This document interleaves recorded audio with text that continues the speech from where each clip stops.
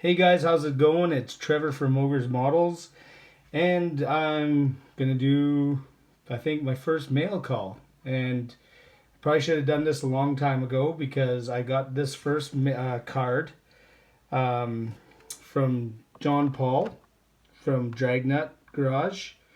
John was a big part of helping me get started in this group. He was one of the first guys to reach out to me.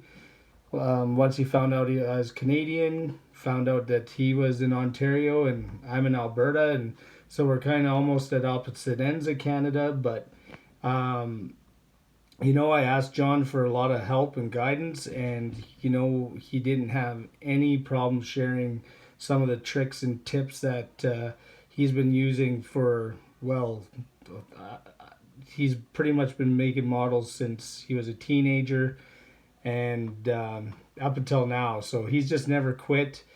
I'd suggest people go watch his stuff. He's very, very talented. And the second one I just got today. I got Dylan's awesome F1 Foose FD100, and it really does look amazing. And I want to thank Dylan for sending this out to me. The good news is, guys, guess what? My cards are on the way, and they should be here soon. My wife was telling me they should probably be here by the end of this month. So what I would like to do is start sharing and getting more of everybody else's. I know I've gotten a few emails already, and I didn't want to answer them yet because I wanted to make sure I had something to send back. So that's going to be happening very, very quickly. And I can't wait because I plan on putting all your guys's, all your guys's shop cards right on this wall. I'll use a little sticky tack, and then that'll be all the great modelers that I like watching. So I got about 100 of them coming, and the second part of the video is some of the aftermarket parts that I've bought, and they just showed up today, and getting pretty excited to use this stuff. As simple as it is, I got some Gopher Racing seatbelt photo etch and material. It just adds that extra bit of realism in the interior.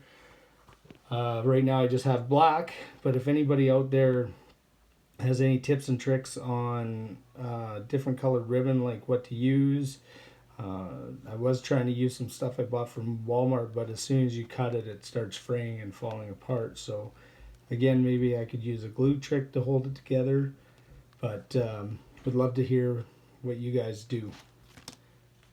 Also got some aluminum turned pulleys and belt material.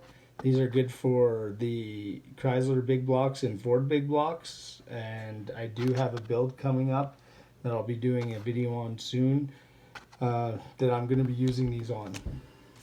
I also got some 60 thousandths detail master rad hose. Now I used some other stuff that I had and it worked really well, but to make it not fall apart, I had to put CA glue on it. So it made it very hard to work with and bend. It still did, but I was hoping this stuff wouldn't fray as much and stay together better. So I'm going to try that definitely on the next model. And then I got some fuzzy fur. I got some different colors for flocking. Again, for the carpet, it just makes it that much more realistic, and I can't wait to use that stuff as well. And again, if anybody's got some better ideas on what they use for flocking, I'm all ears.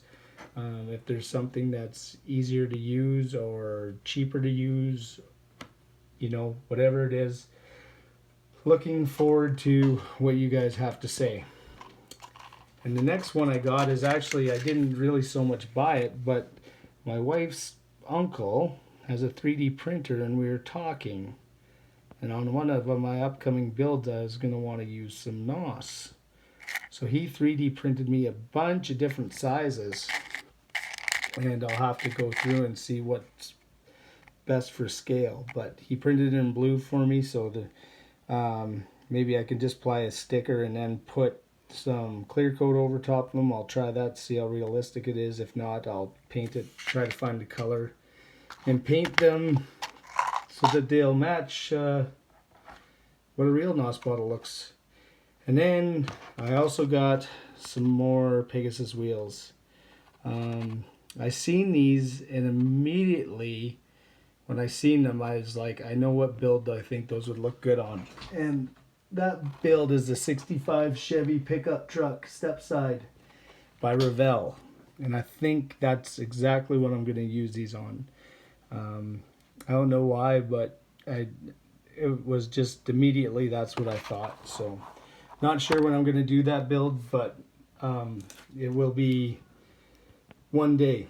And then I was on Facebook, and one of the things I'd like to do is start opening doors, trunks on my models, because a guy puts in so much time and energy on making the interior nice, and then you can't see it once it's all together.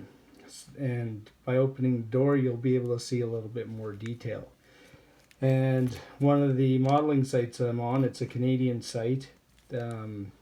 This one fella, he's got this company called PSP, and anyways, he has made a jig for bending the parts that you need for the door hinge.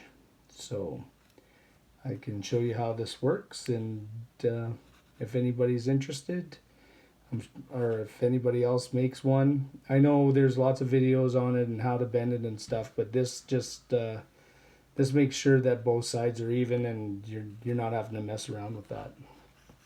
So that is it, fellas, for the mail call and aftermarket parts I got. Be doing another couple videos here right quick, so see you soon.